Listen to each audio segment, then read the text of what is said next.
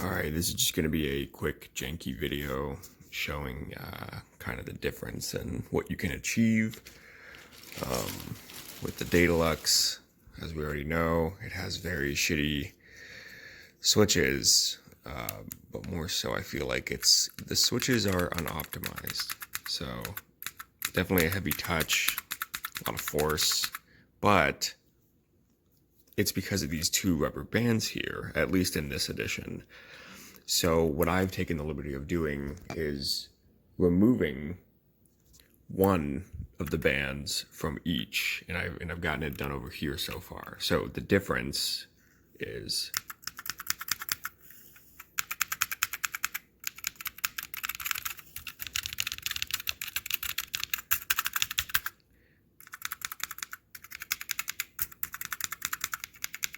for me, it feels a lot better. It's about half the force, which makes sense, half the force to push it down. The only issue is potentially because we are taking away the other band here, it has a conductive strip on it. And the way that these switches work is that they have these little, these little wires on the side that connect through the solder points. So in a sense, we're counting on one rubber fucking spring thing to basically complete the circuit instead of two. Two is more safe, but one obviously is going to be more risky. So that's why I've tried to develop a method of getting at least the extras out with the minimal amount of effort, I guess. So I'm gonna put this is my tripod for now.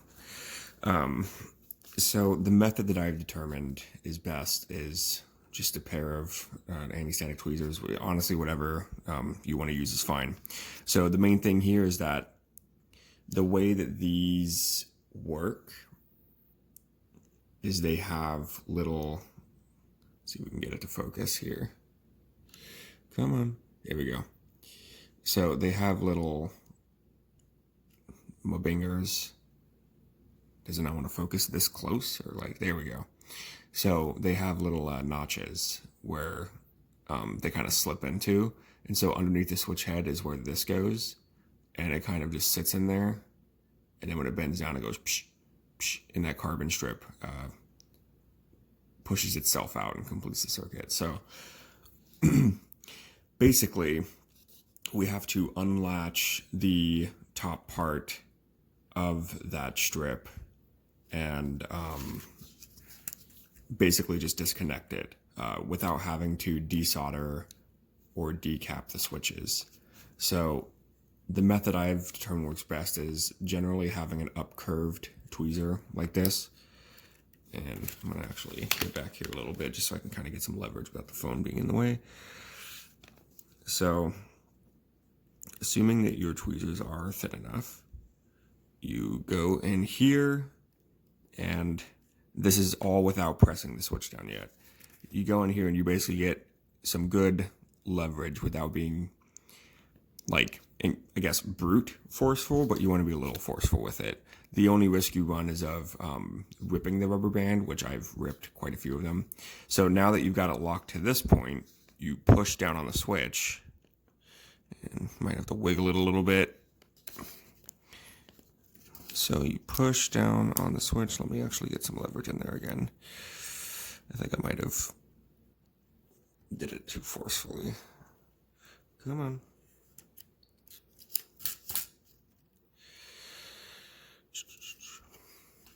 All right, let's see if this works. So then you push down. There we go. So once you push down, it should unlatch and hopefully flip up. And then you just kind of wiggle a little bit, touch the switch a lot, and just basically try to get it out without ripping it. Okay, the last one was a botch. Finally got it out. But I'm here to redeem myself. So let's do this again. So get in there, and get a fairly decent leg up. There we go. Push down. Wow, look at that. That's a lot better this time. And then once you get it that way, just get some leverage and start pulling it out. And you might have to wiggle it a little bit. And here we go. And look at that. Nice. See, that's what was supposed to happen. This other one was pretty fucked though. So okay, I ripped it up. But these things don't really matter that much. I mean, as long as you get a couple, you know, you can probably replace them. I'll do this one just to kind of show again that it's not a fluke. And hopefully this isn't another example of a, oh yeah, no, see, this is a good one. Look at that. That was immediate. So over time, you just keep doing it and doing it until you get through all of the switches. Come on. Until you get through all of the switches. Look at that. Yes. Wonderful. And that's pretty much it. Then once you do that, you know, then you don't have to deal with, you know, this guy. You can deal with this guy. Feels a lot better, I promise. I had initially thought about modding it in some way, but the dimensions are just a little too small to modify. I was thinking of like putting in some magnets in the pole in the middle that would basically push to the side based on polarity, but post is too small in the center, even for a 1mm by 2mm magnet. So, yep. Anyways, hope this helps someone who wants to maybe better their board without having to do too much work on it. God knows I've spent a lot of nights trying to think about how best to optimize this. But you know, it is what it is. So, if there's any other stuff I need to add on, I'll add it on, but I don't think so. That's it. See ya.